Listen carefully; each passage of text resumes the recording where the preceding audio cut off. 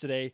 Joe D'Ambrosio, the voice of the UConn Huskies, a guy that knows a thing or two about calling national championships on the basketball side, especially this last year. Joe, have you found enough time in your schedule post-celebration from basketball to get ready for 38 days from now in football? Exactly. Spencer, Jeremy, it's nice to be on with you guys. Yeah, the pages turned. It took about a month and a half afterwards, and there'll be a little more in September when they hold a dinner honoring both the men's and women's national championship teams. But all the focus up here is on August 29th and the invasion of the Cougs. We, every day on this show, Joe, we count down to Connecticut. That's no joke. You heard the 38 days, little jingle there. I like it. We can't wait for the game at Connecticut. What do Connecticut fans think of BYU in the season opener at home?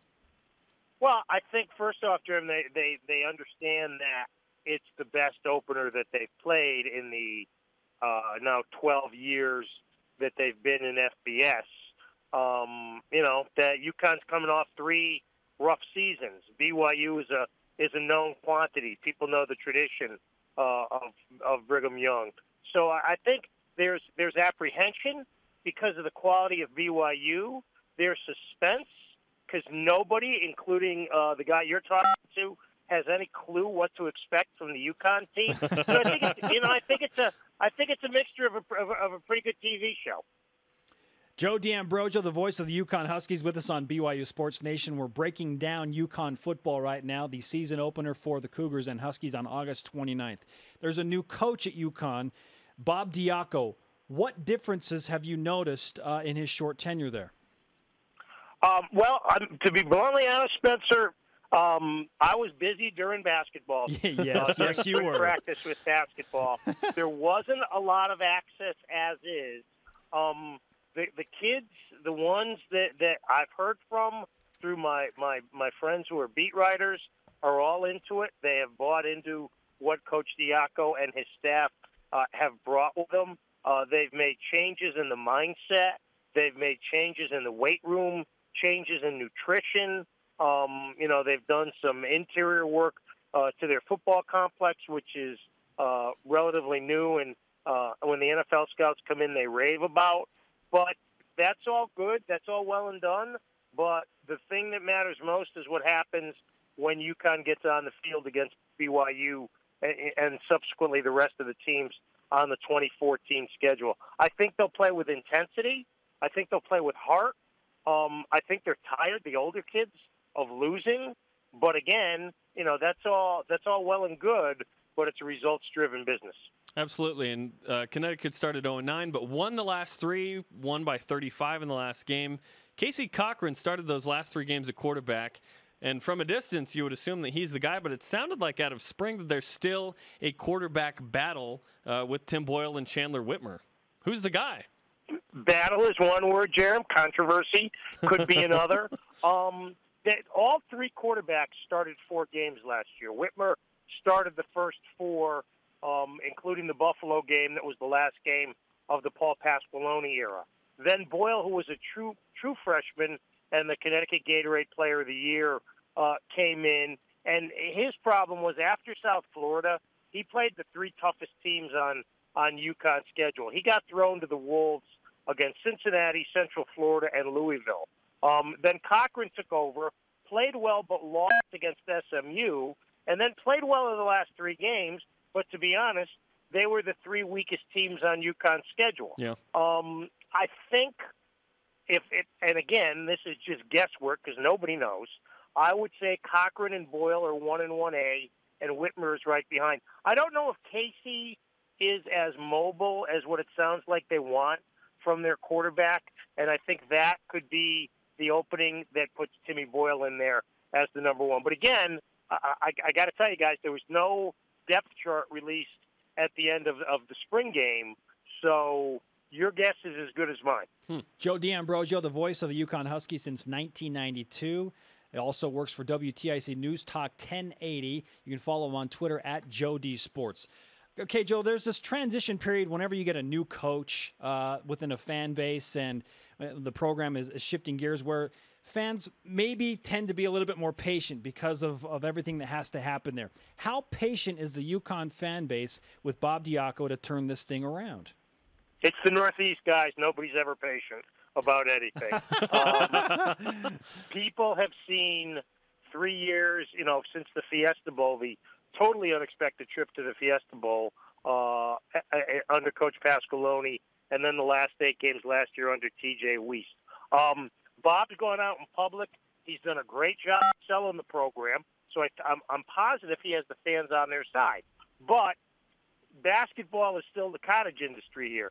And if UConn starts off 1-3 or 1-4, and October 15th comes around, and both national championship teams are starting to practice, interest in football is going to hit the skids pretty quick. I think they've got to get off to a good start for their own sake and for the sake of the program. It's just been it's been a thing where if they last year they were 0-5. And basketball was started, and there wasn't anybody turning out at the rent for the games. So I think the fans. I think there's a grace period for Diaco, which I think was the original question. But I would also say that people want to see results. Joe, on campus, who's more popular, the women's basketball team or the football team? The play-by-play guy, actually. Oh, yes. Bang biscuit. Okay, all right. That's a joke. You know what? The students are pretty good guys. As much as they love the women's team and as great as they've been, I think the football players get a pretty good shake of things. I think it's pretty even. Obviously, the women have had uncharacteristic, or not uncharacteristic, but historical success. And for football, the other thing you have to remember too, fellas. Football plays 30 minutes away, 25 minutes away from campus. Yeah. That's not an ideal situation. So, maybe at the end of the day, maybe women's hoops is a little more popular. But if football has a good season, they'll be right up there. Although it'll be hard to ever overtake the 2 basketball teams. Is it realistic for UConn football to get to a bowl game this year, or to hope to get to a bowl game this year? Yeah, I mean, it is the AAC, guys, and not to demean it, but it's not the ACC, or it's not the type of schedule that your team plays. They start out with Brigham Young. That's a tough game. Then they play Stony Brook, who's a very good FCS team. Last year, UConn opened and got wiped by Towson, which went to the FCS championship game. Bring then on the Seawolves. Yeah, then Boise State comes in, and they're always good, although you would think playing a 9 or 10 a.m. game isn't going to work in their favor. And then the conference schedule begins. South Florida and Temple, they have a chance to get off to a decent start. The problem is they play Cincinnati and UCF, who are probably the 2 best teams in the league at home. So those are going to be, you want to win all your home games. It's going to be hard to win those games. Give us an idea of what some of these other American teams are like to BYU, because BYU's playing – looks like 4 games against the American. Houston, Central Florida, UConn, and then a bowl game, assuming BYU gets 6 wins. So let's start with Houston. BYU played them, but how good? No, we have it in an ironic twist of scheduling stupidity. After not playing Houston last year, guys, UConn's not playing them again this year. That's What? Interesting. Yeah, exactly. Yeah. Now that I'm looking at the schedule, they're not on there. UCF is terrific. Now, they lost Bortles, and they lost their running back. But George O'Leary is a very good coach. He has that program right where he wants to be, if not even a little bit better.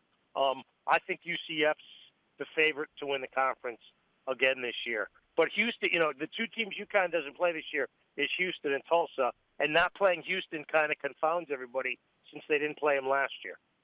Interesting. Okay, no Houston. So BYU has Houston on back-to-back years, and in the conference, And Houston plays in Connecticut. Does not. Connecticut does not, right? That makes perfect sense.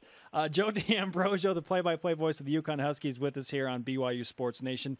Big loss for UConn is Lyle McCombs, returning rusher, a stud. What will his absence create for UConn in terms of filling that void? Actually, to be honest with you guys, I don't think it's as big a loss as it appears on paper, because he did not run the ball that well last year. He's had problems off the field. The fact that he was dismissed didn't come as a total surprise. They have a couple of they have a redshirt freshman in Josh Mariner, who I think is going to be as good a back as McCombs was. Max DiLorenzo, who's a returning running back, is kind of a grinded-out power guy. And they have the state player of the year in this kid Arkeel Newsome. I don't know how much time he'll see as a running back as a freshman, but he could be a real threat on kick returns.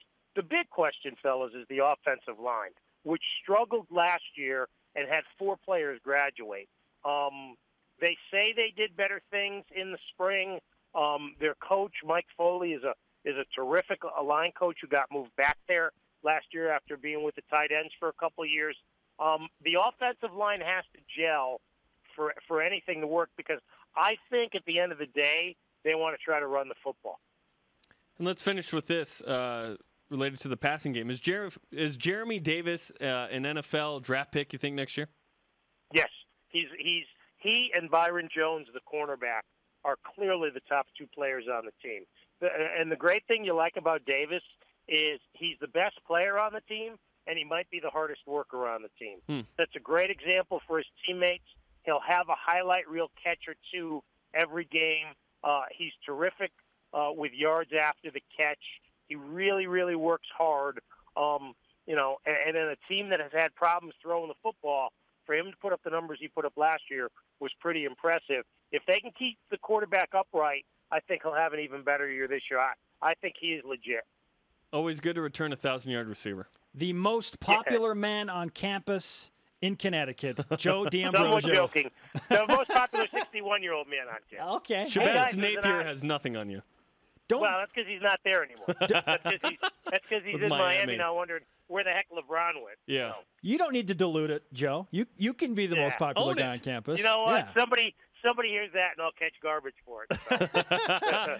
Hey, thanks for the insight, and we'll see you on August 29th. I look forward to it. Stop by our booth and say hi. You got it.